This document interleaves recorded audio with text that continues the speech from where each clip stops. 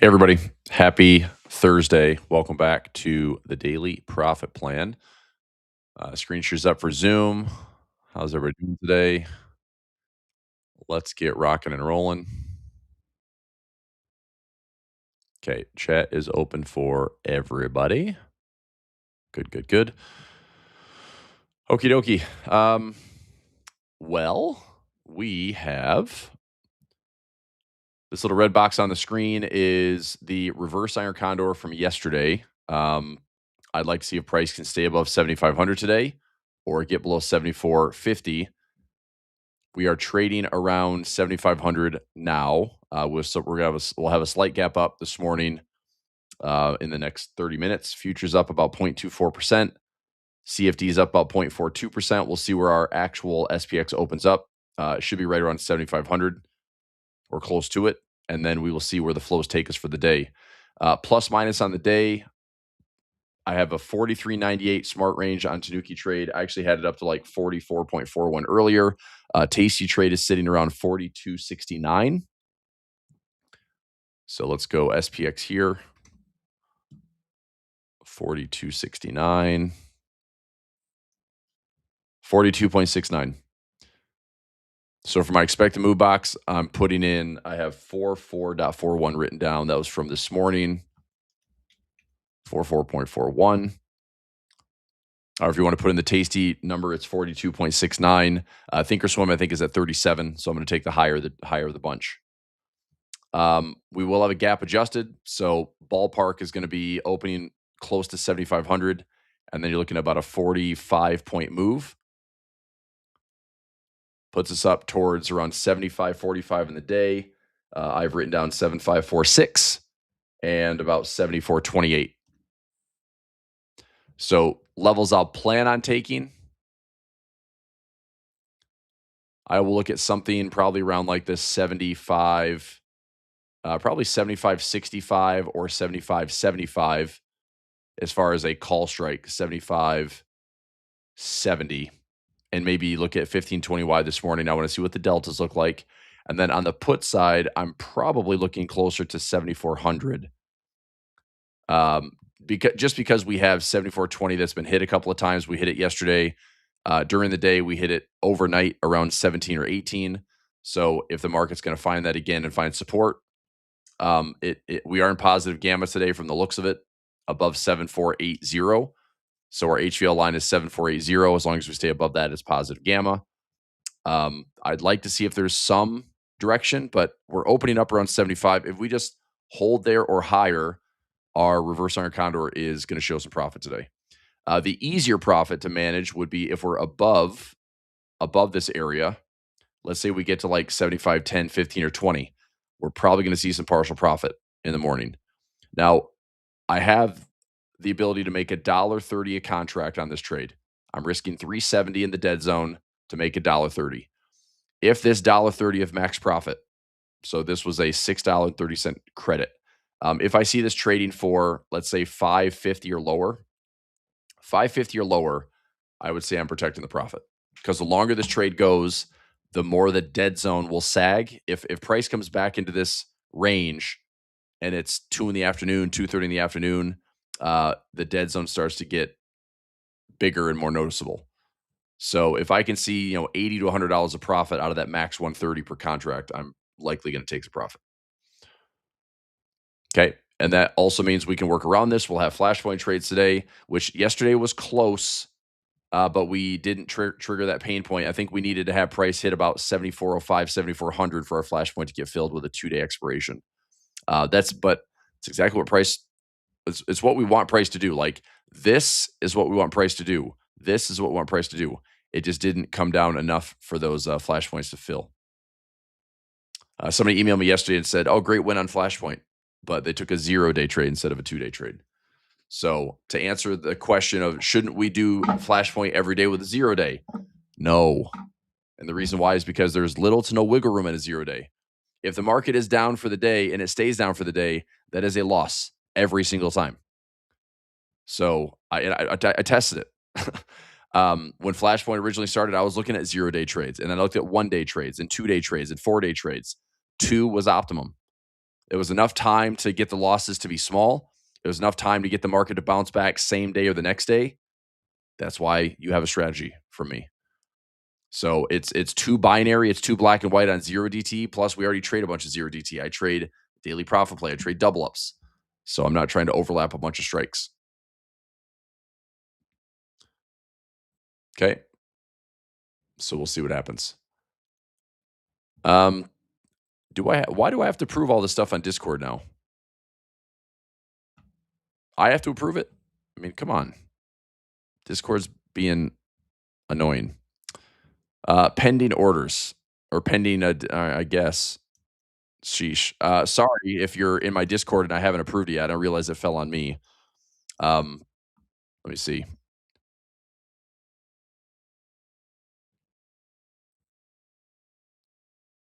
I mean, it's not even giving me the option. Like it shows pending. These are all friend requests, though. It's not for my channel. I don't know. I'll play around with it. All I did to just add a little layer of security to my Discord channel was require like 2 yes or no questions. I didn't realize I was blocking everybody from getting my Discord channel. But we've had no bots. We've had no spammers, which has been super annoying. And it happens. It was happening enough where I'm like, I might just stop using Discord altogether. But, I put a couple security levels of like, answer this question, yes or no. And somehow it's blocked everyone from joining. So I'll try to figure that out. All right. We also have a Diamond Club class today for my Diamond Club members. We'll be live at 11 o'clock. Let me see inside of the classroom here. I do have, yep. So I'll post it in the Diamond Club Telegram. I'll post the Zoom link for it today. So 11 o'clock Eastern time, we'll be live. And I'm looking forward to unpacking some of these strategies with you. There's 7 we'll try to get through today and some best practices. And it's all inside this classroom as well. So the TLT Iron Fly, the SPY, the 330 income trade, monthly ratio spreads. I mean, you don't have to do all these trades. I mean, some of these trades are a little bit more cash intensive. Some of them are risk defined. Some of them are, frankly, like a lot of trading, like repeating a 30 days in a row of trading. I mean, I like trading every week. I like trading every day for a binary result. But we'll just kind of navigate this today. So, and I also want to make some clarity on Options Omega, which is not a service. Options Omega is software. Options Omega is what I model and build and backtest with. I don't include Options Omega. That is a separate software that I paid for. I am meeting with their team next week, though. I think they're going to hopefully make me an affiliate member. So if anybody wants to add the auto trading feature of Option Omega, I can hopefully get a pretty healthy discount as an affiliate member. So I think we have. I mean, I've used it long enough as a power user and built out a ton of different strategies. So hopefully they will be receptive to me, asking for a nice little discount.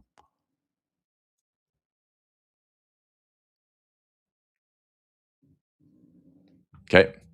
All right. So I will see Diamond Club members at 11 o'clock today. All right. Daily profit play. We'll be looking for a trade. Double ups. We'll be looking for a trade. Newsbreakers. I took a trade on Pepsi. It was inspired by newsbreakers because it was a morning earnings print on Pepsi. I didn't take the trade because it was only priced for like a 3.5% move. And I guess, glad that I didn't, because we were looking at like the 140, 141. I think I was looking at doing like a 143 call calendar spread, and it looks like earnings were beat, but prices are down $5. So that would have been, I think I only had like a $6 or $7 move in the calendar spread. Well, that's down about 3.2%.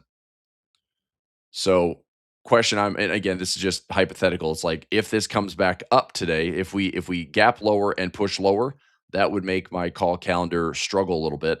If we gap lower but fill this gap, that would be a good calendar call spread. So it's more a hindsight trade. I didn't take the trade officially for newsbreakers because the average move on Pepsi is 5.14%. And the brokers are only priced in for about 3.5. So I didn't think we had enough breathing room on a call calendar spread that looks like this. My break even prices were too close for what I thought the broker was showing me. Like the average move for earnings is out here, and the call calendar was not giving us enough credit. So that's why I didn't take the trade. But what I did instead is I took a ratio spread on Pepsi. It's a 125 by 120, and I will own the shares by the end of the year if I need to, and that'd be a break even price of like 113. Okay. All right. And then next week we have more earnings. We have more financials next week. It's going to be an interesting earnings season for the next like 30 to 45 days. So Newsbreaker is going to heat up with quite a bit of action. I'm going to spend a lot of time pricing things out, probably meticulously. I think, we might just take some stabs at stuff. I mean, overall, do I expect the markets to hold up for July? For the most part, yes. For some short-term opportunities, maybe looking to get long with positive earnings, or if we have earnings that gives us like a gap lower, maybe buying that like post earnings. So newsbreakers will be a combination of trading the earnings trade if it prices out the right way, or like a post earnings trade. So, I mean, we'll probably have, I don't know, 5, 10, 15 trades coming in the next 30 to 45 days of newsbreakers. Double ups. Um, Yesterday, I don't know if we were close to getting, we weren't close. I think we were asking for a lot of credit. It was maybe trading for like $4 or $5 yesterday. So again, I mean, I'm setting up the high reward trades. Didn't get filled. I didn't get a pin price yesterday either. I mean, 70, 74, 75 looked okay late in the day. We ended up seeing that close 7 points higher. So that would have been a tough trade actually to nail down by the end of the day. So I'm happy I didn't force that trade. I didn't have enough real evidence here to say like this was a good reading late in the day. Flashpoint, we'll have another pending order today. Engineered options, I think we're in 2 trades now for engineered options. I think we got filled on a participation and break even. I forgot to update that yesterday. Yep.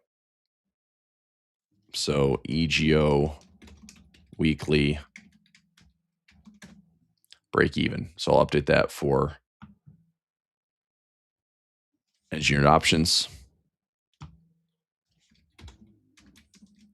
The 748 by 747.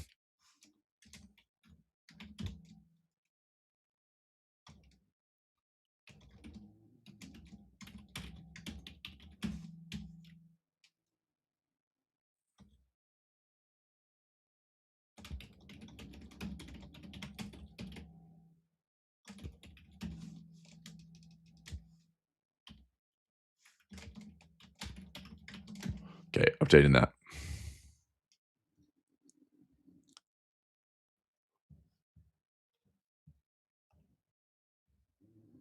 Yeah, it's down more than that. I mean, it's down like 3% right now.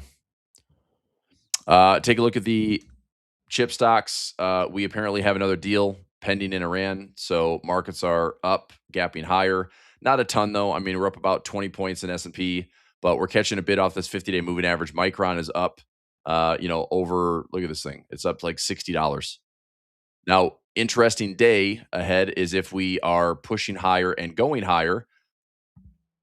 The chip stocks like to drag things higher. Nasdaq actually had a pretty decent day yesterday. It was positive, unlike everything else. S&P was down slightly.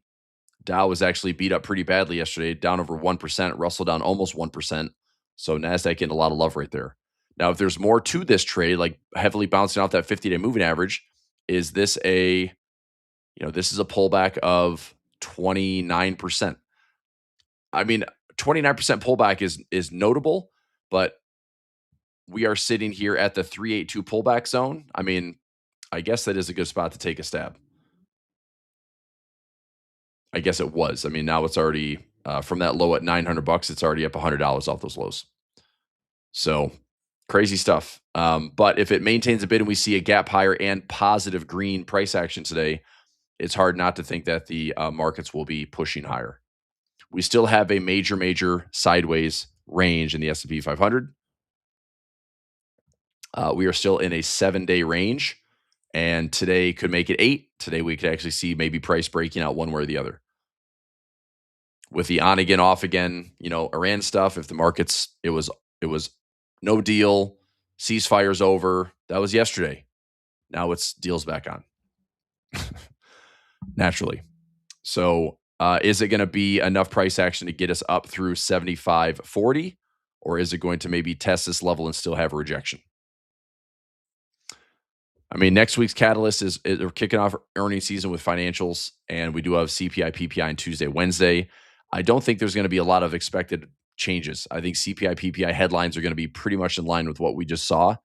Um, Maybe there's a surprise there, but it's like I'm still seeing pretty sticky inflation sideways movement here on Trueflation. So I would say within about 0.1% one way or the other. But we'll see. That's I don't have a forecast for it. It's just there's nothing on Bloomberg. There's nothing on Forex Factory. It just I know that we have Tuesday, Wednesday CPI PPI combo. Let's see here. Romel, 3 p.m. for a dollar win. Okay, good. All right. So the red box on my screen, this shaded red box is where we have the reverse iron condor from yesterday. So I need to see if price will get above this level or below this level to give us profits. Now, as I mentioned, there's a max profit of $1.30. So price can go all the way here. I get $1.30. Price can go all the way here. I get $1.30. If that's my max profit, my goal today is to see this thing trading for like a 550 debit or lower. So 550 would give me 80 bucks a contract. 540, 90 bucks a contract. 530, 100 bucks a contract. If I want to manage the trade, that's pretty much my ballpark management as opposed to holding on to it all day. The full profit is at 4 p.m. today. If we are greater than 75 or we're less than 74.50, we have a full $1.30 profit. But if we are inside this red box, I don't want it to be there, and I don't want the afternoon to be like the saggy dead zone. It's not. It doesn't matter. The trade management is going to be today. So if we want profit, I mean, we want price to be if price was up here like gapping higher to like 75, 30, and 40, we'd already see a good profit in the morning, but we're right at this level, right at 7,500. So we want to see price get up, 15, 20, 25 points today. That's right, Catherine. If you got a 645, so you have $1.45, yeah. So same thing. I mean, if you're looking at like a 550 debit, it's not bad. 550 debit or lower that gives you, 95 cents or a dollar. It's not bad to take that if you want to protect it. So let's see what we have. All right, I'm using 44.41 today, which is pulled from Tanuki Trade. 42.69 is Tasty Trade. That's my expected move box. We are going to have a gap today, so we're opening up around 75-ish, looking at like a 40 something point move. That puts us right up near the highs of our range for the last 7 days. So do we gap higher and push higher? Do we gap higher and retest the gap and then try to get back to that space again? Do we gap higher and fall? I think right now the posturing looks like we're gonna somehow push higher today.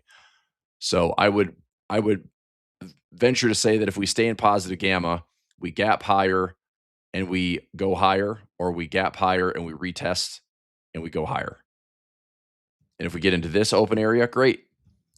Big question for me is if we're in this open space, that's a good winner for our daily profit play from yesterday's trade that closes today. But are we going to break this 7-day resistance at 7540? If we're going to break that level, well, I'm looking at considering like the 7570, 7575 area for selling, today's call spread on daily profit play. But I will be playing some defense up there as well, and I'm probably pulling the 7400. So what do these deltas look like? How much premium can I get? And I'm going to play some defense. Let price come to me. If we're opening at 75, maybe looking maybe looking to get 11 to 12 wide and try to get $9 credit. That covers a 2x move. And maybe we don't get it for double ups. But if the market's going to have a directional day, give me as hopefully as much credit as I can get, and we'll see if this works out. But yeah, we'll get a couple of trades on today.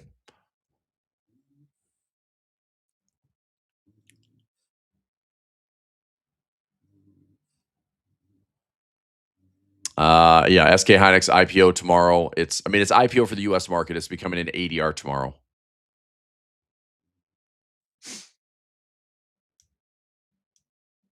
I'm sure there's going to be some liquidity going into it. Yeah, seeing it as oversubscribed. Again, just like typical IPO fashion, just not something I want to chase. This is very typical of an IPO. Really exciting, and then reality. SpaceX was textbook. Those early jumpers and chasers had 2 to 3 days to enjoy it. And then they had, the traders that were patient had a chance to get in here and see a little pop if you want to grab some scalping or just start positioning. So I've done the other portion, which was I just waited. I do have shares at 150. I have a 130 by 135 debit spread. I have ratio spreads all the way down to $75. So I'm just gonna hang out with a little bit of a stake in SpaceX without having to chase the crazy IPO. So I will do the same thing on SK Hynix if I'm being interested, and that's even more questionable in the chip space, just because it's going to be way more volatile, I think. So we'll see. Yep. All right, we have 6 minutes until the open, so we'll get some trades set up. Uh, Diamond Club at 11 o'clock. We'll see if we get through daily profit play, double ups, flashpoint this morning. See where price wants to go. I don't have any crazy outlier levels here. VIX is priced for like a 1.04% move. We're like a 16.8 VIX right now. 16.7 VIX.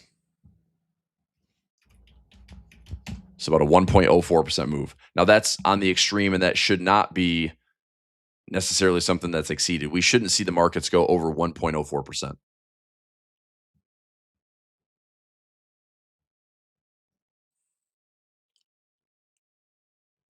End of day straddle trade. Are you short or long?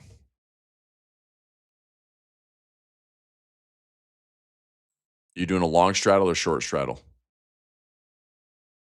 Asking David. Dana says going to try some shorts on the NQ today. More puts and calls and option chain. Repricing the second hike for Q1.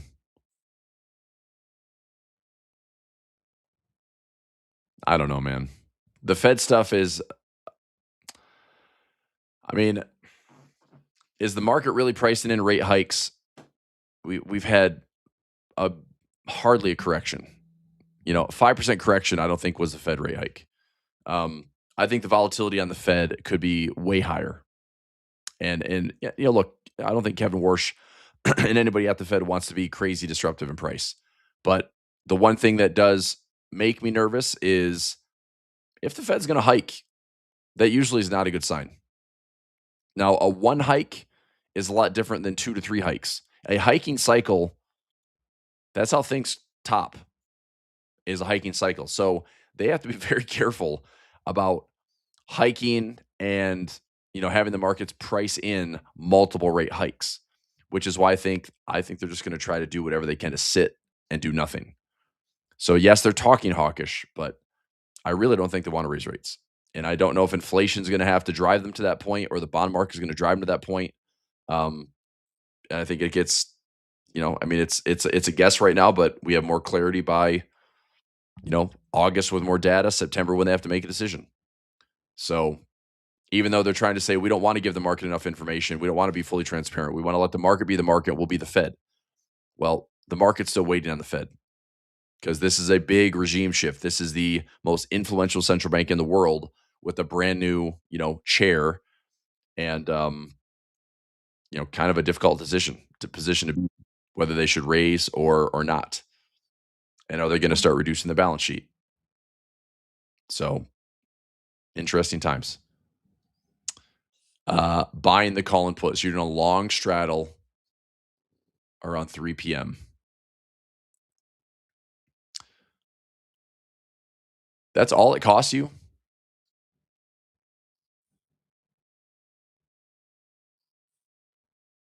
So a straddle's an at the money. I feel like it costs way more than 70 80 cents on that trade. If you did a 3 p.m., sounds like you're doing a long strangle.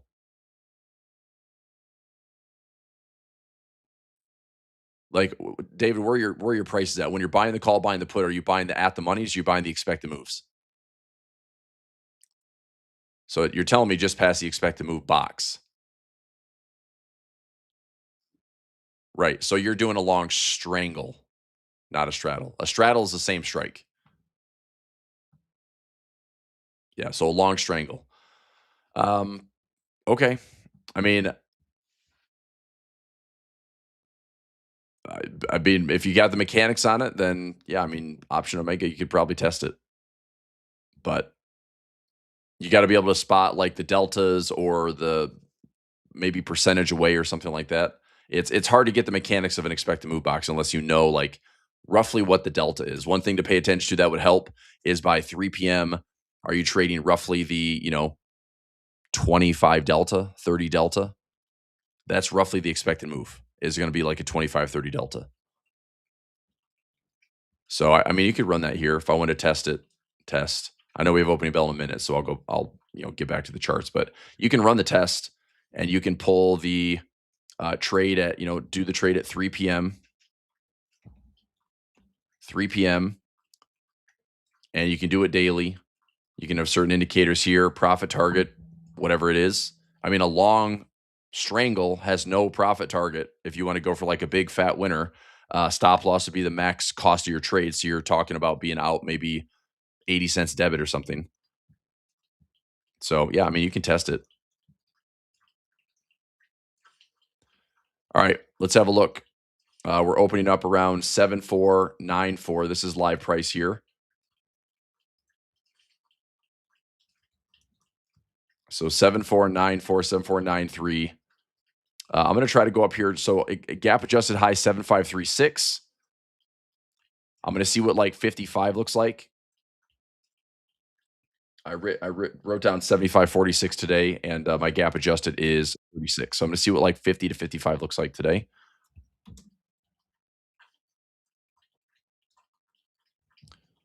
So let's look at SPX. This is my reverse iron condor from yesterday. And 75. If I go 50, I'm going to go 55 by 75. And 74 by 73.80. All right, I'm going to take this trade. It's I still want to ask for like $2. I'm going to, in fact, I'm going to ask for $2 here. So I'm going to go 75.55 on the call side. I'm going 20 wide, and 7,400 on the put side. I'm going 20 wide. It's trading for $1.15, $1.20 right now. I mean, that trade is okay. We're at a very, very low delta. I mean, this is a 7 delta call and a 4 delta put. So it's pretty low delta. I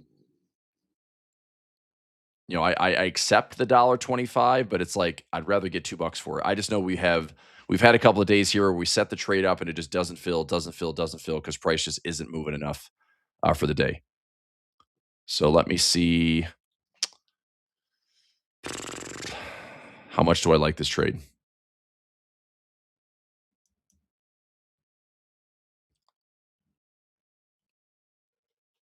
If I go 60 by 80, I'm going to take this one for $1. Ugh, $1.05. Come on, give me $1.05.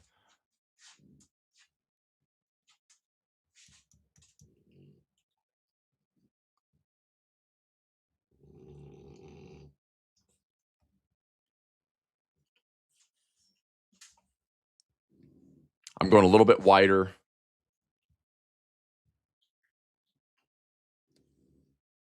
Let's see. You know what?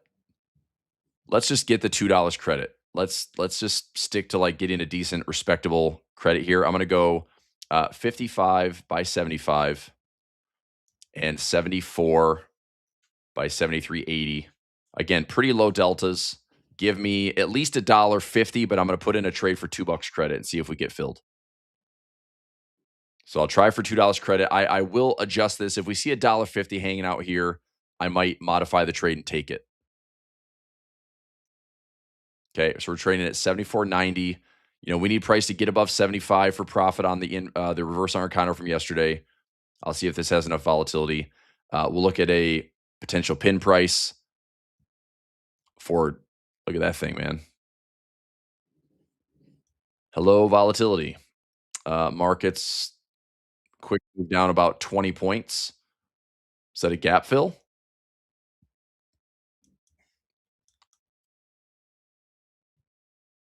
I feel like we are not getting that type of price action. Look at this thing.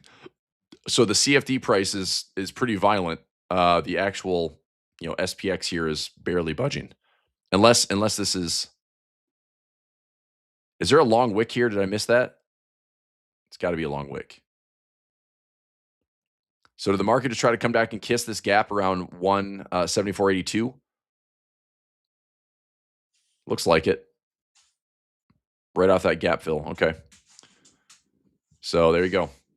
All right, let's see if we get some upside direction, and hopefully we can get filled on something. I'm getting a 20 wide for $1.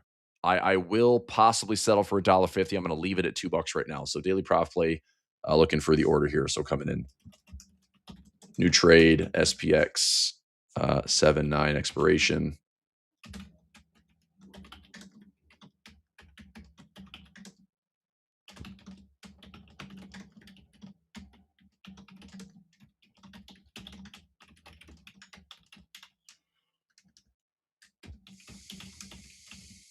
$2 credit.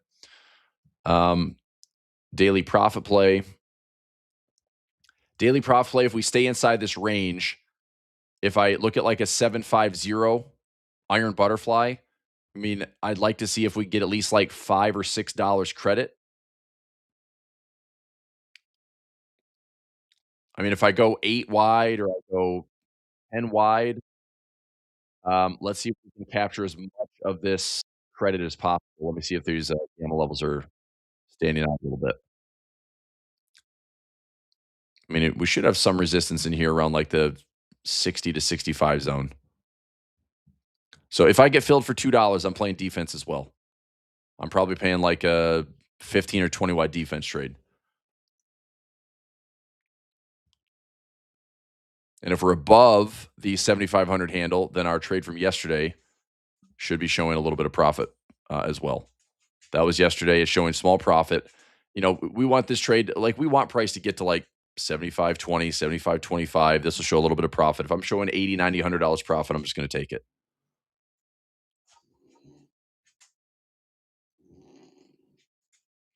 Okay.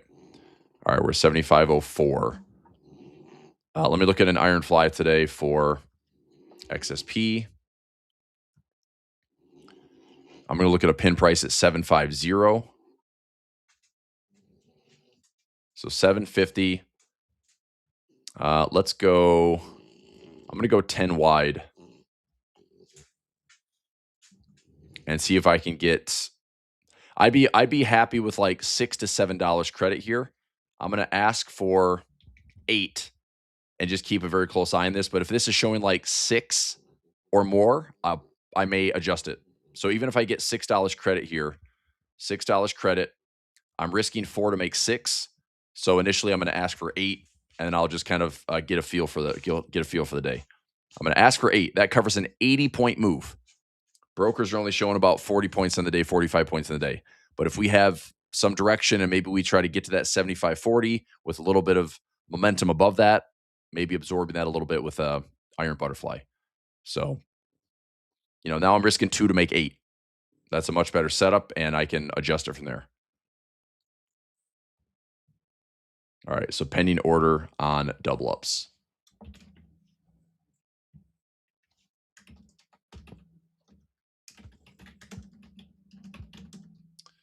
That is a 7/9 expiration.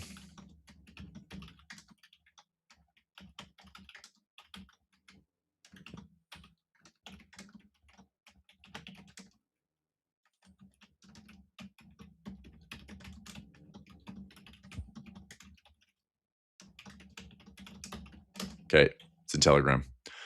Down showing $1.30. Good. It's close. $1.30.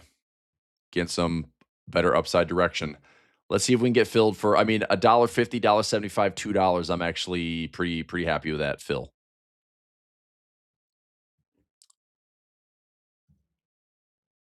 Let's see if, as a pending order, 55 by 75, or let me see what a 65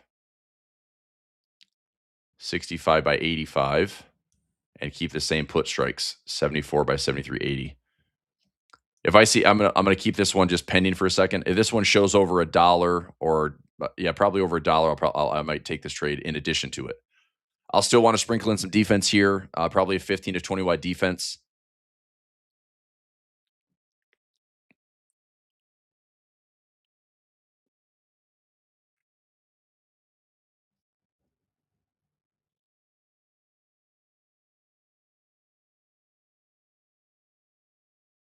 Okay, so I'll just keep an eye on that one. Let me put in another $2 in this one.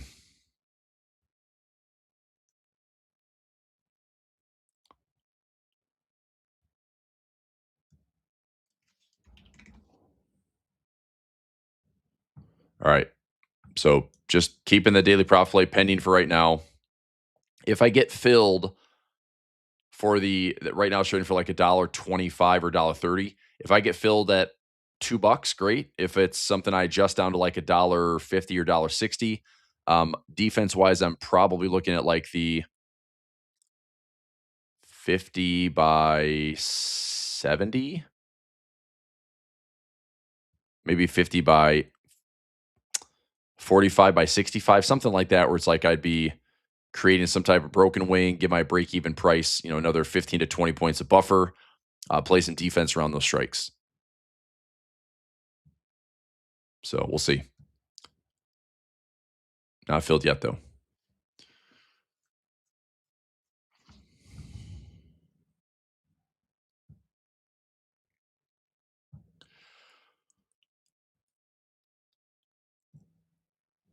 All right, where are we at in futures? We're hanging out. Daily and weekly VWAP are pretty close together. Price is slightly above both. Same thing on Nasdaq, above daily VWAP, above weekly VWAP. Do they pull back to it, or do we just maintain a bullish bid? We'll see. It's still range bound. We're still very choppy overall. Let's set a chart alarm up here towards like 75.25. So the chart alarm activates, then I'll take a look at that reverse iron condor from yesterday. If we're back down below this, like, let's say 74.65.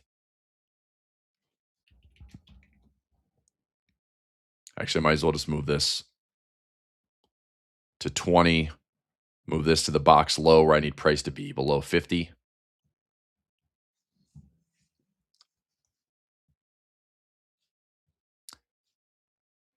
I mean, Thursdays have tended to show us a little bit of volatility. 75.50, I mean, it does seem somewhat gettable today. I mean, pretty big call wall at 75.10. If there's a reaction there, price is going to be contained. But if we can stay above 7,500, we know that there's resistance at 75.40, potentially gettable strike around 75.50. Flashpoint's out. Okay. Flashpoint again, it's like we need to see the market turn south on the day. If it doesn't, we're just going to have another pending order, which is fine. Patience is rewarded on Flashpoint. Just follow the process. Oops. I'm going to trade Flash. SPX. So we have to go out 2 days. Today's Thursday, so you're going to go out to Monday, which would be the 13th. So if you're following Flashpoint, it should show the 13th. Yep. So the correct expiration, there's no holiday this time, so we can just go out 2 days of trading, which is the July 13th. All right, so I'm going to the 13th. 7430.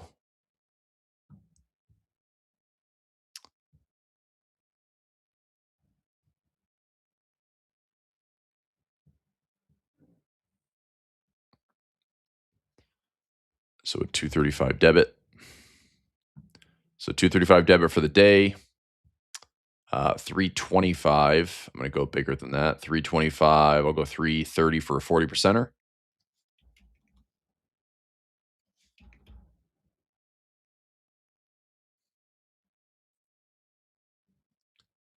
Okay. And then the tsunami is a 7355 for 265. 2 contracts. Good for the day. 265 debit. 320 target. I'm going to go a little bit larger than that. Get this up to 30%. So 3 to 345. And stop loss to get rid of it. Okay, 265 debit, good for the day. If this fills, then I'm looking at the 345 credit. Send. Okay, Flashpoint is in. Pending orders. Pending order on daily profit play. Pending order on Flashpoint. Pending order on double ups. That's what it's felt like all week. This is fine. This is good, though. This is some positive gamma. Nice little gap fill. I mean, that was what we planned on this morning, yeah. Market opens, comes down quickly, tests that low. There's a bid right there at that previous day's close. So above 7,500 is encouraging. This should be giving us a little bit more profit on our reverse iron condor from yesterday. So if I see this up to like $80 to $100, I'm taking the profit, most likely. If we're at like 75.30, 75.35, and I'm looking at the deltas and it looks like we have like a 90% chance of profit, then I'll probably hang on to it all day. But there's risk. I mean, if price is up to like 75.30 and somehow comes back down to finish it 74.99, we're going to take on a little bit of heat there, but we just want to see price stay above 7,500. Okay. Waterfall pending orders. Yeah, there's still a lot of pending orders on waterfall, which is fine. Waterfall's fine. Set the pending orders. Play it safe. We've got plenty of positions still open on waterfall. We're running, a handful of live trades. And then we have pending orders, and there's lots of pending orders, which is fine. So I'm going to be very patient on waterfall. All right. Are we getting enough upside direction? Right now, the working order is $1.20 and change. Do I love that trade? I mean, I don't mind it, but I'd rather see $1.50 or $1.75 or $2. To me, that's a better fill, more credit to work with. That also gives me, let's say we get like $1.50 or better on this pending order for daily profit play. That's $1.50 with another $1.30. I can play, 40, 50, 60 cents of debits and still have like $200 from yesterday and today. And then also have some profit traps sitting out there around the highs and the lows. Most likely, if I'm defending anything today, it's probably going to be the highs.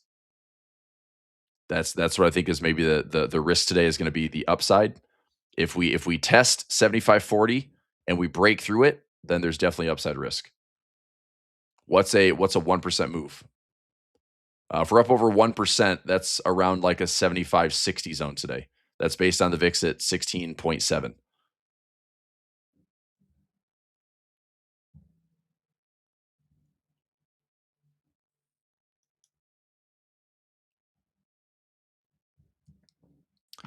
So that makes me want to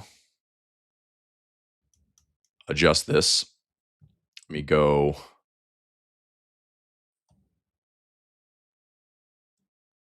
I'm going to cancel daily profit play and reposition it for today.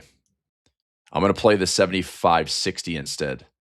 I'm going to go 60, 20 wide, and I'm going to choose a slightly higher delta on the put side. So instead of 7,400, I had 7,425. I'm going to go 7,420 today.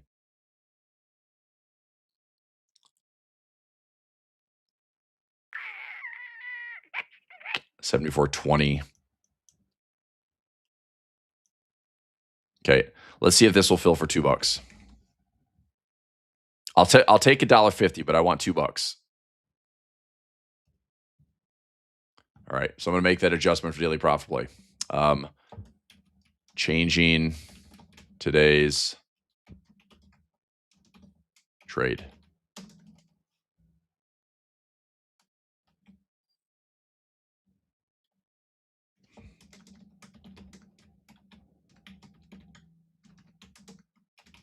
$7,560, $7,580, 74.20, 7,400.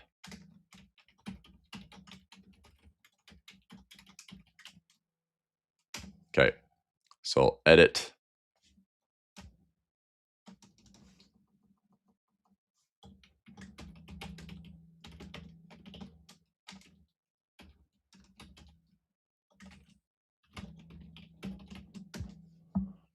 All right, so just so we're clear, I'm canceling this trade, replacing it with this trade. Changing today's trade to the strikes below. Everybody good on that?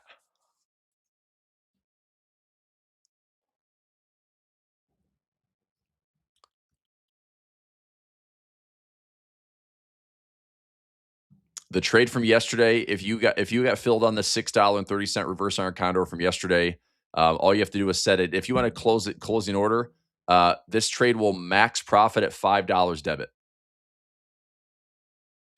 It's going to max at $5 debit. So if you want to set a trade at 550 debit, 540 debit, 530 debit, get out of this trade before expiration. Not have to hold it all day. That's what I'm looking at. But if we're above 7,500, we've got full profit potential. The larger it runs, like if we go to 75.15, 75.20, it's going to look better and better. So we'll see if we can, maybe make a push up towards that 74 or that 75.40 range high. Okay. All right. Let's see what price gives us on the day. So pending order, made the adjustment on daily profit play, double ups is pending order. Engineered options making a comeback. Again, there's still time in those trades for engineered options. We will see what today, tomorrow gives us. I want to keep an eye on these chip stocks since they gapped up. If they're gapping up and staying green, we'll likely see the markets go higher. If they gap up and they fade, that pulls us right back down. So I think as long as chip stocks today maintain like indecisive or slightly positive, then we're gonna cling to that green on the day. Like right now, we are 1/3, 1% higher. We're over 1.25% higher in the Nasdaq because of that gap. Dow is flat today. Russell is up 0.8%. So a decent little green day thus far. We'll see if those flows continue.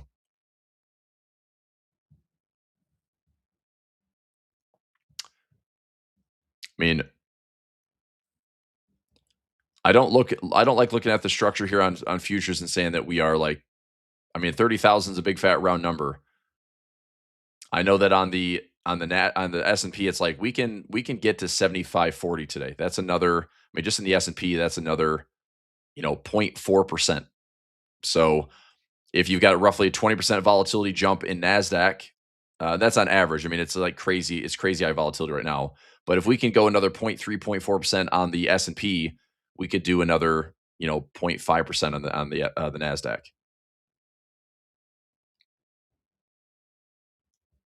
So let's see where it goes. Okay, but letting price come to us, not forcing trades. If everything is looking pretty good and postured above 7,500, we'll have close to a full winner or a full winner from yesterday's daily profit play. And these are all waterfall income trades. I'm still going to wait on a fill for double ups. So right now it's trading for about $3.30. I'm asking for 8. I'm willing to adjust it. I'm going 10 wide here. I'm willing to go down to 7, but I'm going to ask for 8, like risk 2 to make 8. And I'll adjust it maybe to 750 or 7 if I feel like it's a good opportunity if we're kind of, maxing out for the day. But let's let price do its thing. This is good. Like gapping higher, retesting the gap fill, getting some flows right away. This is a good look for the market this morning. We'll see if it now stays in that positive gamma. That's correct, David. It's just you put it in for an $8 credit, and if it fills, then you're risking 2 to make 8. And what that allows you to do, that would be trading XSP at 7. It's essentially trading a 7,500 pin. So you're going up 10 points, but of that 10 points, you're getting $8 credit. So that gives you wiggle room essentially for S&P to go up to 75.80 or go down to 74.20, and you have profit on the day. That's what the trade is for. So if we are going to get up to 75.40 and possibly get into this territory, I'd love to see if this thing can fill. Like I said, I'm comfortable also like adjusting it to a $6 credit or a $7 credit. But if we have one of those days where Thursday is going to break the expected move and maybe close near the highs, I want to get as much credit out of this as I can and risk as little as I can. So if I went, give me $5 credit to risk $5, my break even point is going to be right here at 75.50 and 74.50. So I'm just thinking if this market is going to try to test resistance and possibly breach resistance, I want more credit. That's why if we get filled on daily profit play, I'm going 60 by 80, and I'm going to play defense up here. Okay. So let's see. Chart alarm. Let me set chart alarm here at, might as well set it at 40. That's really the key level.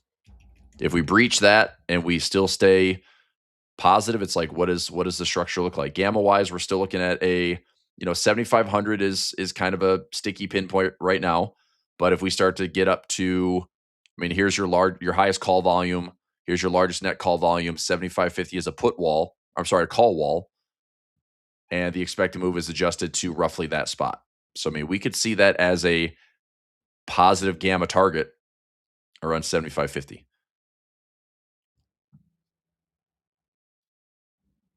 Okay.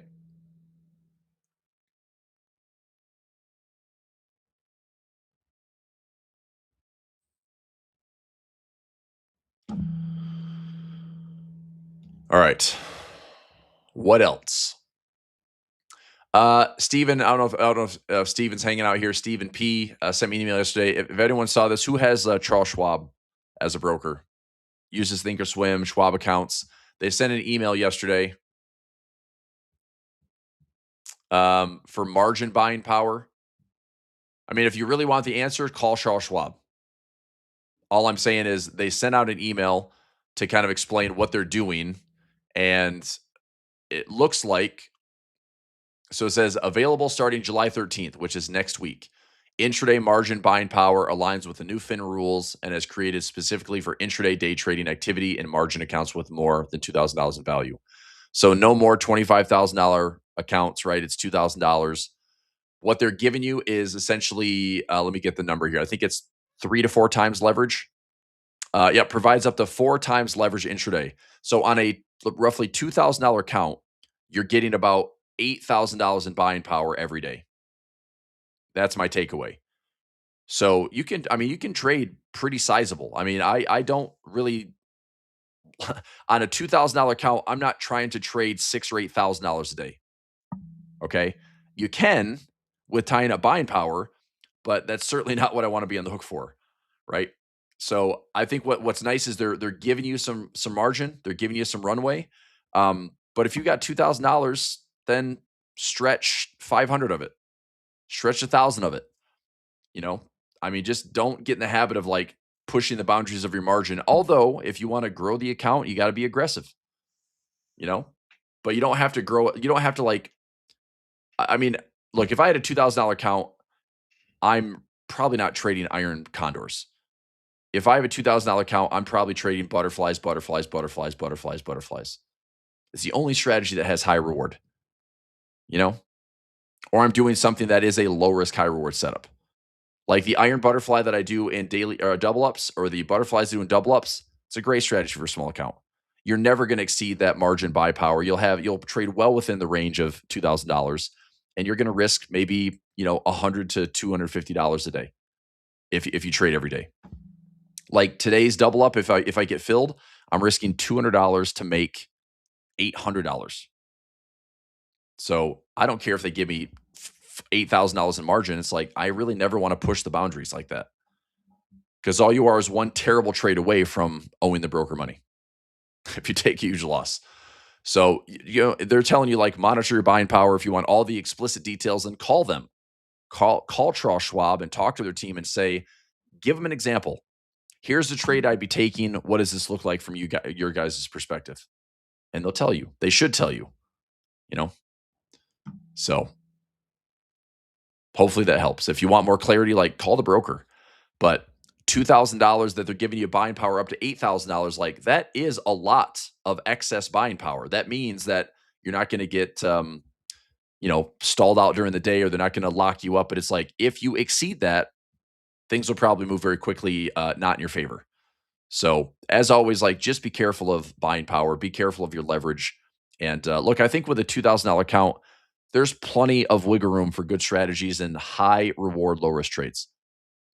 But it's a risk of maybe a few $100. I would not want to take a $2,000 account and risk $1,000 to $2,000 every single day, ever. Because that to me is like if you open up a prop account for futures trading and you're trying to just basically turn that that evaluation test into a pass, and it's all or nothing. And I know a lot of traders do that. I know a lot of traders will just like step on the gas, pass that evaluation in one day, but they also fail a lot if they're wrong. But there's a lot of ways to do it. I'm saying if it's your capital and you care about it, don't risk it all every day.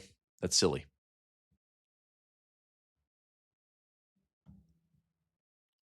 Okay. Russ says plenty of rope to hang yourself with. There you go. All right. Riss says, what's your best performing strategy? Well, depends on how you look at it, because my most profitable, as far as dollars, my most profitable strategy, dollar amount, is double ups, because our winners are huge. Our winners are up now to about 118% return on risk. That's our average winner. And our average loss is under 80%. We're winning about 65% of our trades with a much larger winner. So dollar-wise, this one makes the most money. Percentage-wise, waterfall income is at 94+%. Project options is at 98%. Daily profit play, I did an audit this morning. All of our trades year to date for daily profit play, we're at 92.8% winners this year for daily profit play. I'm really, really happy with that. Engineered options, we're winning over 90% of our trades. The way we stack in, we're like 93%. Flashpoint, we're winning 75% of our trades. Newsbreakers, we're at 73% of our trades. Pinch point, we're at 84% of our trades. So there's no favorite or best performing. It's like they all make money, man. They all perform, but they all do it very differently. This is the reason I have the bandwidth to trade this way. It's like they're not overlapping strategies. Okay. So, learn the strategy. What's my most cost effective? My most cost effective is probably engineered options, flashpoint, double ups, possibly newsbreakers, because during an earnings catalyst, I'm not really looking to do higher risk in a news situation. So those strategies are typically going to be like 1-to-1 or better. Double ups is going to be much larger. Newsbreakers has the potential to be much larger. But as far as, what's the most cost effective, or what's the best return on risk, it's going to be double ups, engineered options, flashpoint, or newsbreakers. These are the, higher probabilities, like the daily profit play, waterfall income, project options edge, highest probabilities, but I'm always taking more risk than reward. Doesn't mean it's bad. It just means I have to manage risk. The other trades that are 1-to-1 or better, I just have to find a good trade. So it takes the guesswork out of risk management a little bit, where it's like, oh boy, like case in point today, if I get filled on daily profit play, I'm playing defense. It's that simple. If I don't get filled on daily profit play, then hopefully we're enough above 7,500 to make a winner from yesterday. Okay. I will say one thing, and I've been talking about double ups all week because I've had some presentations running in the background on this. But double ups, the one thing I will almost promise you as a trader is that if you take your first 2, 3, 400% win with me, it's hard to love anything else the same way. When you have a trade that you put, $100 to $200 down on the risk, and you turn it into $500 to $800 of profit, it's hard to hate a strategy like that. So if you throw $500 at it and make $2,000, $3,000, $4,000, it's hard to hate a strategy like that. So it is the chunk of profit that makes that type of trading style very enjoyable.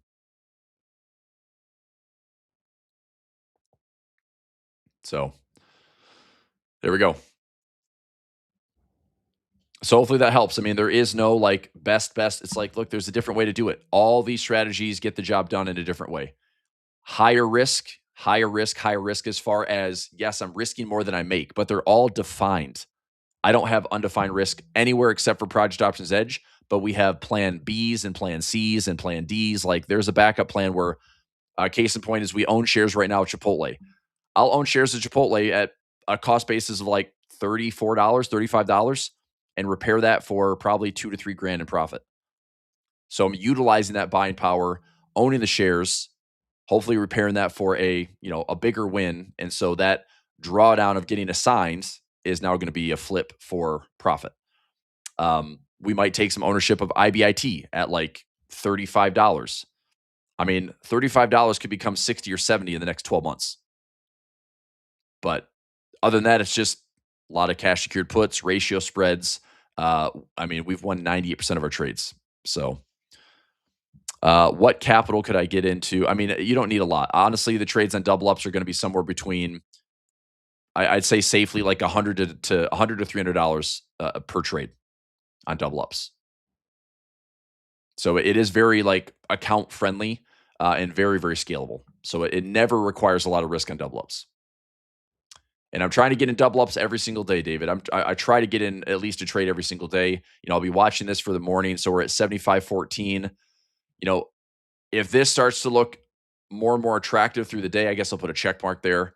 So let's say that price is, working its way up towards like 20, 25. Maybe we hit like 40 or 50 today. Well, if we somehow look at this as maybe a pin price, I might throw in another trade that has like, this is inexpensive. I want this one to be inexpensive. This might be like a $2 risk to make like $1,300. This might be a $1 to $2 risk to make $1,300. If I get even close to the target here, there's a lot of money to be made to be net profitable on the day. But this is why I use this software. Like I use my visual roadmap with these gamma levels and these call walls and put walls and key strikes every single day to find out where can I sprinkle in some trades. So, I mean, let me look at the tracker here. So double ups, we had a win on July 7th.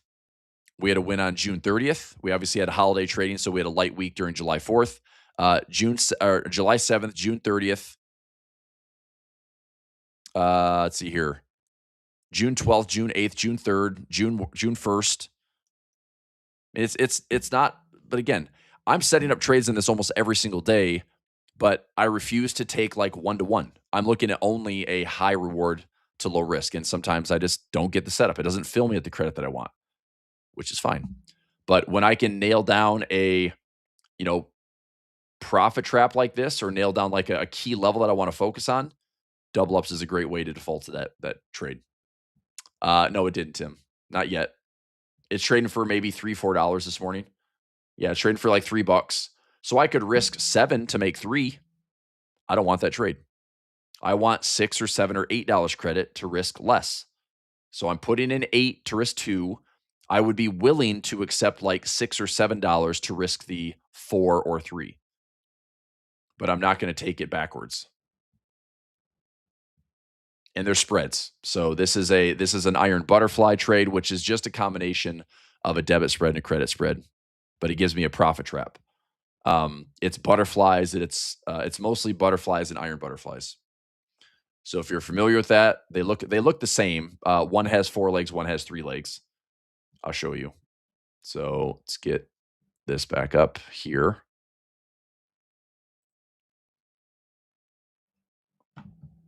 Let's go to option strat. So an iron butterfly, notice that in the bottom right, you're selling a put and you're selling a call at the same strike. That's strike B on that visual. If you can see that risk graph in the bottom right. So you're selling your put, selling your call at the B. You're buying a call at the C, and you're buying a put at the A. That's an iron butterfly. It takes 4 strikes to do that. An iron butterfly is the same as a standard butterfly, but it just has just puts or just calls. So I would sell 2 puts at B and then buy a put above, buy a put below for the wings, or I would sell 2 calls at B and then buy the C and buy the A. So they have 4 legs. It's just the iron butterfly is put call instead of just all puts or all calls. And the reason I use those strategies almost exclusively for double ups is this is one of the highest reward, lowest risk strategies that the market offers. And you don't need a ton of direction for these trades to be very profitable. You just need price to kind of go within that range. Like go within the profit target to start to see some profit. Okay. All right. Where are we at? 75.09. I mean, come on, dude. For a Thursday, like let's get a little bit more direction, yeah?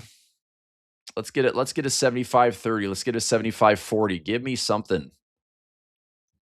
I'm sick of these like low freaking premium days. And I don't want to look back and be like, I should have settled for $1.20 today. It's like, I don't want to risk $1,900 to make $100. Not that risking $1,800 to make 2 is better, but 2 gives me way more defense. If I pull in $1.50 to $2 credit, I can play defense a lot better with that and still walk away like quite profitable on the day as far as like, yeah, I made, $150 today. Cool.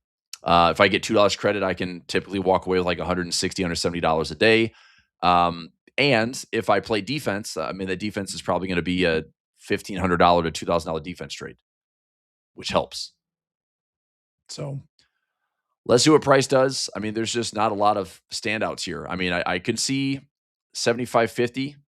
There's a fair amount of labels up here. We have a call wall. We got the largest net call volume, highest call volume. I mean, I can see it. It's just, I think I would question this market's ability to go higher if we are breaking back below 7,500 again. So if we pop up here towards 18, fall back below 75, gosh darn it, I don't want to do this, but let me see the iron condor from yesterday, the reverse iron condor from yesterday. Is it break even or better? Nope, it's down $25. You piece of crap. What are you doing? I don't want to take this trade off for break even. Like, let's see if I don't know. The safe trade is that's a pretty fat dead zone from like 7,500 to 7,450. Let me see if I can get a break even here. It's at 630 right now. That's my fill. All right, I'm going to put a break even trade from yesterday's daily profit play.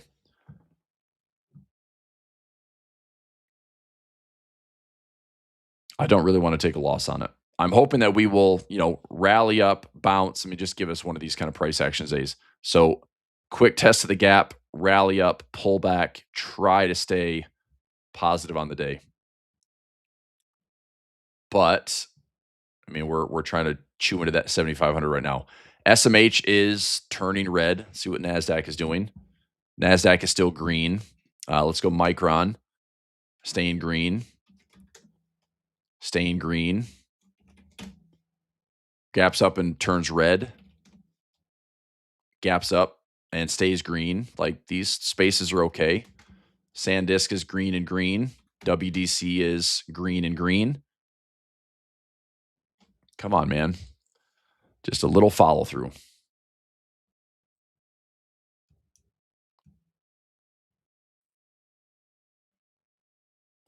So let's see if it's push, pull back, and then we try to get back to those intraday highs.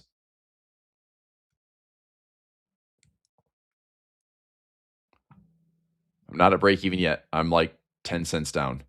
Now, taking a small, like 10, 15 cent loss is not the end of the world by any stretch. I mean, that's probably just smart risk management. I don't know what the day is going to give me, right? If the market's going to hang out at 7,500 or hang out around this opening price, that's a dead zone. That's not good. So, look, I'm going to make an executive decision here. I'm going to take a small loss on the trade from yesterday. 6 Let me adjust this to like 640, 645. I'll take a small loss. I'll look back and yeah, I can kick myself for a small loss of, 10, 15, $20, but it's not the end of the world. 640, 645. All right. I'm out at 645. I took a $15 loss in yesterday's reverse iron condor. Why? Because if we hang out around today's opening bell price, for whatever reason, it's going to be a full loss of $370. If we bounce right here, which we very well could, so bounce here, then yeah, I'm forfeiting that $130 profit. And that's on me. But the comfort of walking away with a tiny little risk of $15, I can make $15, no problem on any other trade. But if we hang out at today's closing bell from yesterday, we hang out there at all today to like neutralize this move, and we just have another choppy Thursday. It's a 50-point dead zone, and that's a lot. So unless we're going to get some upside pressure today, stay above 75, it's right on the cusp, and I don't want to see price getting below 7,500. So I'm going to pull the trigger. If you can get break even or better, take the trade. I mean, again, if you don't like it, then get out break even or better. So what's it trading for right now? It's a 640. Maybe you can save $5. You want to try to hold out for, I mean, some of you got 645 yesterday, 650 yesterday. Break even or better is totally acceptable. But anyway, I'm bailing on the trade. Just going to take the small loss. So this is going to be an update. Trade update. Yesterday's reverse iron condor. Entry 6.30. Closing 6.45. Taking the small loss in case price doesn't hold above 7,500. So just taking the small loss. There's plenty of time in the trade, but I'm a little bit less convinced that 75 is going to hold today, and therefore this is a big fat dead zone that I don't really want to have price add more risk to my day. Okay, so dead zone is gone. Now I'm not worried about it. Now let's see what price does for the remainder of the day. I still have daily profit play pending. I still have double ups pending. Let's get filled on something.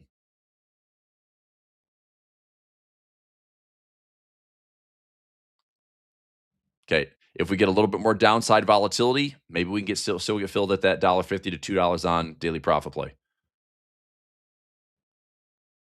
Right now, that 20 wide is trading for about $1.30. A little bit more volatility to the downside would help. Let's see if we can get up to $1.50 or better. Yeah, I might take that trade. I'll keep an eye on this one. I mean, at this point, like you might as well see prices fall a little bit more aggressively. 74.20, playing some defense down here would be fine. Out for 5 profit. No worries on that at all. Daily profit play, we have a iron condor sitting for $2, waiting.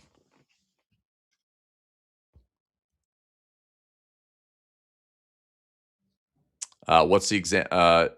There's not really. So the only reason I trade the iron flies is because I like to think of it as credit. It's just an easier way for me to think of the break evens. So here's an example. If I do a let's just use the 7,500 zone. Okay, if I do an iron butterfly, this is an who's asking this question? Tim's asking this question. So an iron butterfly, I'm going to do the exact same trade as far as my break even price, but it's going to be expressed between an iron butterfly or a standard butterfly. Okay, iron butterfly. So I sell the 7,500 call and I buy, let's say, the 7,530 call, sell the 7,500 put, and buy the 7,470 put. That's 30 wide. Let's say I can get 20, I don't know, let's say I can get like $24 credit on the trade. Okay. That means, so it's 30 wide, $24 credit, which is max profit, and that would be a $6 max risk. Okay. My break-even price is going to be less than 7,524 and greater than 7,470. 6. So if price is greater than 7476, which is that $24 credit off of my centered 7,500 pin price, as long as price is greater than 7476 or it's less than 7524, that is my profit trap. Max profit is $2,400. Anything inside here is a winning trade. Does that make sense? So if price is, I have a $6 risk here. I'd have up to $2,400 of profit. And I have my $6 risk here. So this is my $6 risk. That break-even price and that break-even price, that's going to be the 7,524. So anything less than that is going to be, if it's 7,523, it's $100. 7,522, it's $200. 7,520, it's $400. So that's my break-even price. Anything less than that is good. This is a 7,476. Anything above that is good. And my perfect trade is 7,500. That's how I max my profit.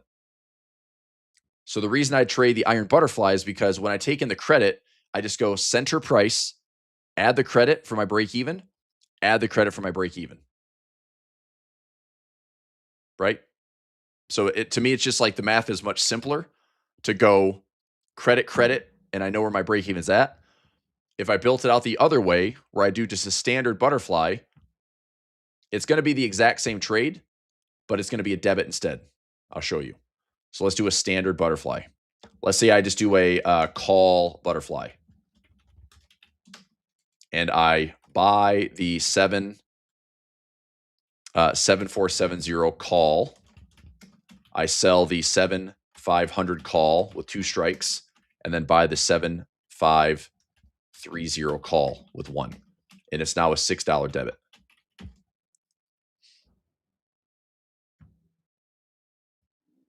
Okay. It's the exact same trade. But now, what do I have to do? I take the debit away from my wings. So 7,530, I take that debit away from there, which puts my break even at 7,524. I take my wing at 7,470, add that $6 debit, puts me at 7,476. It's literally the exact same profile, but it uses all calls. It's still 4 strikes. It's still 4 contracts technically. This is a 1-2-1, and the iron butterfly is a 1-1-1-1 because you're including the calls and puts. But to me, just mentally, it's just a little bit easier to just do iron flies when I can pull in the credit and I know exactly where my break even is, like, simple addition, subtraction. And this one is the same, but it's like I've got to go out to my wings, then subtract my debit, go to my wing and add my debit. It's just different.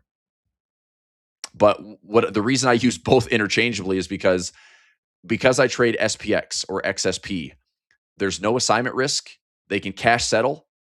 And so those butterfly spreads, if I do like a call butterfly and a put butterfly, I can sprinkle them in and kind of overlay my strikes where it's like, well, if I think we're going to pin at 75, but then later in the day, it's like, well, maybe we pin at 75.10. I can do a call butterfly at 7,500. I can do a put butterfly at 75.10, and I'm not overlapping my strikes and making my chain messy. Okay. So just saying. But does everyone understand here? It's the same trade. Like as far as what the risk reward looks like, what the risk graph looks like, it's the exact same trade. Just different way to build it.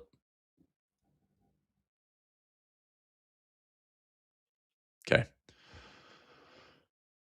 Is the collateral the same? Yeah, it's going to be the same buy power. I mean, this literally has the exact same risk reward. So your buy power is going to be the same. Yep. They're the same. And do I prefer, I mean, if I know that I'm looking at multiple strikes to kind of sprinkle in an overlay, I'm probably going to choose call flies and then layer in put flies, or choose put flies, layer in call flies. But if I think I've got a pretty good level on the day that I'm kind of happy to see if I can get price to stick around, then I'll probably use an iron butterfly. Like if you remember yesterday, I showed you that trade yesterday. I like the daily profit play. We put a trade up here. It was pending all day, didn't get filled, right?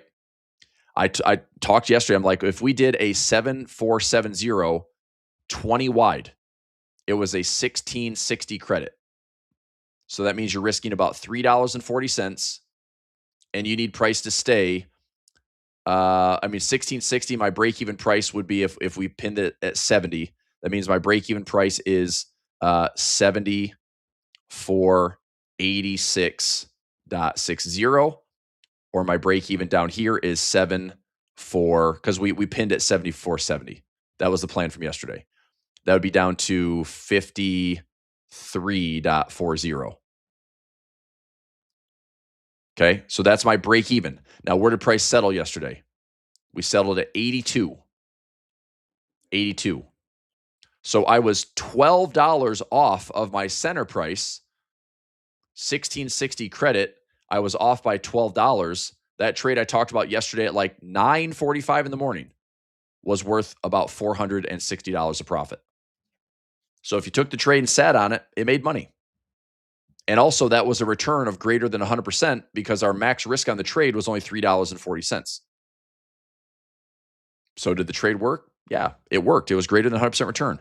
But the reason it worked is because price stayed very close to the chop zone for the morning. And even though it was 12 points higher, we pulled enough credit that the trade worked out okay, right? So anyway, it's just building the trade. But a lot of people, see the iron butterfly when I put in the alert and they're like, wait, what is this trade? I've never seen it. It's still just a debit spread and a credit spread combined. That's all it is. So in fact, what this one is, the iron butterfly is 2 credit spreads combined. That's what it is. Because if you're selling a 7,500 call and buying a 7,530, that's a bear call spread. But if you pair that with you're selling a 7,500 put and buying a 7,470 put, that is a bull put spread. So that combination of a bear call spread, which is when price is lower, you make money here if price goes low. And then on your bull put spread, you make money if price stays high. That intersection is how you get the pin price. That's why you had the big profit traps in these.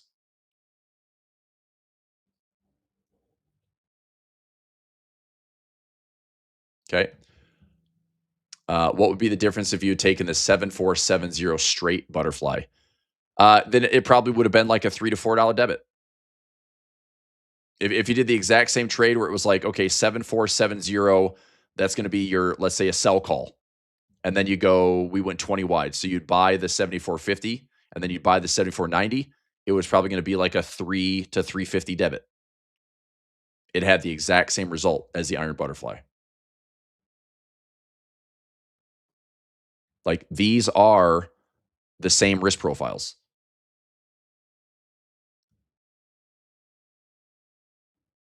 So result would have been the same. So at the end of the day, it's kind of a preference thing. But I want traders to be comfortable with that for double ups because we use them. We use put flies, call flies, iron flies, but all of those are offering high reward, low risk. That is the plan. So speaking of, like, what's the plan today? Is price offering us any freaking dollars? Now that 20 wide is now trading for, gosh darn it, it was up to like $1.30, now 72 cents. Son of a biscuit.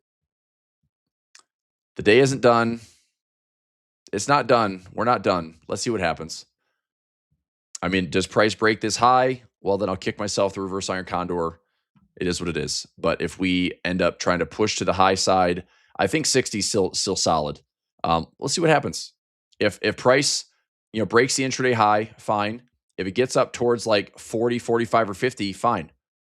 I just don't want it to breach 60. I want to get filled at $2 and play some defense. So the day isn't done. There's still plenty of trading left. It's Thursday. Maybe we have the markets testing some of these boundaries. But that is a pretty annoying move back down to like 86, only to see it snap back up. And all it did is test the gap again. So we tested the gap in that first opening candle. We tested it again. But if it does it all day, if it's one of these type of days where it just does this, I don't know. I'm not going to cry over the reverse iron condor. We're taking a 10, 15 cent losses, no big deal. I'm going to be annoyed if I can't get a trade filled today that gives me more profit. Like, give me $1.50 to $2 on a daily profit. Like, give me, you know, $800 to risk $200 on a double up. Like, give me something to show that me taking off a little 15-cent loss is not a big deal. So hopefully, $300, $400, $500 winner is going to be the net result. Okay. All right. So chart alarm set at 7,540. Chart alarm set at 7,520. The 7-day resistance is 7,540. The 7-day support is 7,420. We'll see what price is going to give us on today's trading.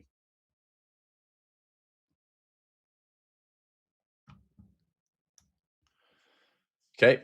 So I'll hang out for the day. Chart alarms are set. We'll see if we get filled. I'll monitor this. I mean, 60 cents doesn't get me excited.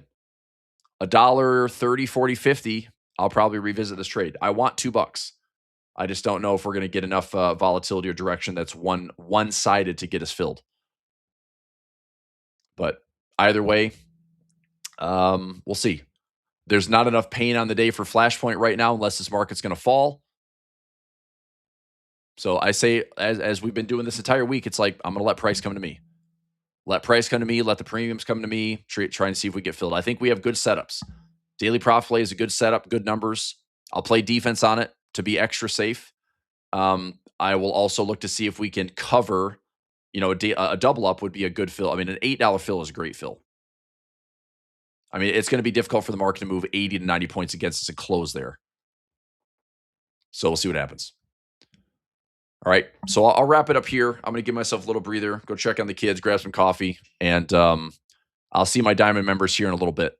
So at 11 a.m. Eastern time, if you are a Diamond Club member, let's jump into our vault strategies. Let's jump into some best practices. I'm looking forward to hanging out with you for a little bit. I have uninterrupted. I have about 80 minutes for class time today, so we can push all 80 minutes. Cool. I might have a couple more webinars popping up this week on double ups. If anybody's interested, look, you don't have to sit here and wait for me to do a webinar throughout the weeks. If you're ever interested in any of my services, just ask the team. Okay. Support at prosperitypub.com. Just ask the team. Email them. They'll get back to you. Call them directly. They're in the office every day, 9 to 5, sometimes more. If we have webinars in the evening times, like 7 p.m., they're always around. But send the team an email if you want to ask about any of these services. Okay. If you want some free stuff, One Trade Mastery, Options Whiteboard, Anatomy of a Trade, Trading 101. Got a bunch of those on my YouTube channel. Practical Options. This is a $500 course that I built for foundational education. This is included. This is 13 of my favorite option strategies. Also giving you the breakdowns of here's the simpler way to remember all the crazy, stupid vocabulary that options comes with. Calls and puts and some of the definitions, what it actually means on a chart, going into a risk graph, going into an options chain. I do all that stuff with this course. This full course, like I said, I sell it for $500. I give this to you as any bonus if you're a lifetime member of any course of mine. So any lifetime membership, I'll give you my practical options course. Nice little $500 bonus. Okay. For the double up, why the 10 wide versus 5 wide? I mean, Tim, think about it, dude. If you did 5 wide, you get 1-to-1. That's cool, but what are you asking price to do? You're asking price to stay within like a $2.50 move. I think I know exactly what you're asking. So you're going XSP. I'm assuming you're looking at XSP. So if I went 5 wide, okay, so I'll buy the 55 and I'll sell the 55. I'll flip this so it's a normal option chain. Okay, I can get a 1-to-1. That is correct. Now, my break-even price would be 752.25. What happens today if price goes to 75.40? You risk. What happens if price falls to 74.60 or 74.50 today? You risk. So yes, I get you can get a 1-to-1, and that's awesome. But if price goes to the range high the last 7 days at 75.40, you're not pulling in enough credit to make money on that trade. So if I took this trade, sure, maybe I modify it to this. If I think that the range can hold, maybe I go 6 wide, but give me $4 credit. Now I'm risking 2 to make 4, and I can have enough credit to say that, well, if price hits 75.40 today, but rejects, I can still make money. Or I take this up to $5 credit. And I mean, you can ask for this. You can go $5 credit on a 6 wide spread. That way, if price pushes towards 75.50 or 75.60, give me enough credit, risk 1 to make 5. All I'm trying to do is mapping out my day where it's like, do I think that price can go to 75.40 today? Yeah, that's range highs. Can it test and hit 75.45 or 50? Yeah.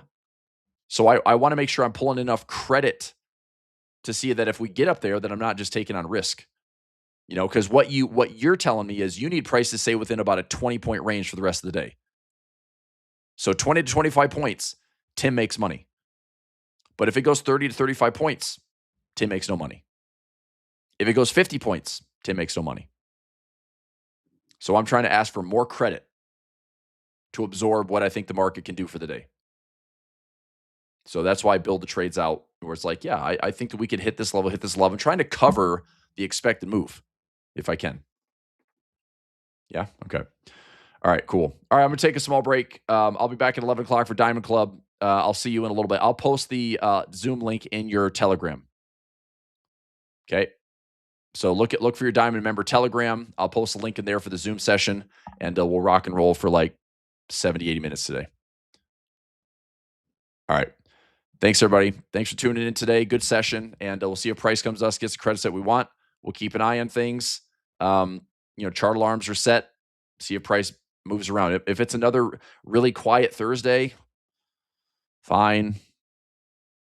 Not the end of the world, but hopefully by the end of the day, I get some better pin candidates to find something that looks good in the afternoon. It's just too early to tell right now. 7,500, sure. But when I see prices in the morning do this all day, usually they're going to see the markets go lower or higher and maybe come back to it. If ultimately the market's going to stay very flat on the day, it still is going to have some type of, most likely like a 20, 30-point move one way or the other, and then it might come back to 7,500. So that looks like a potential pin candidate today. It's just not large enough for me to say that's the spot. So that's, trading like 58 million on absolute gex. It's not large enough to say that's a, it's a great pin today. It's like, it's an okay pin. If I wanted to play around this level, I do something like it talked about yesterday, which is a, 20 wide, maybe a 20 wide iron butterfly, let price just keep dancing around this level. Time passes, the longer it lingers close to 7,500, time's your friend. And you can pull, maybe $100 to $200 profit, and you're only going to risk maybe $3-4. So it's not a bad trade. It's just, it's not giving you the expected move variety. It's like you need price to kind of hang out and dance around 7,500 for the rest of the day. So, but if it does it, it's a great trade. I just don't know if price is going to move anywhere else for a Thursday, and we're going to have, 8 days of indecision, which we could. So we'll see. All right, I'll let you go. I'll see you in Diamond Club here in a little bit. 11 o'clock, look for the Telegram update, and I'll talk soon. All right, thanks, everybody. Bye.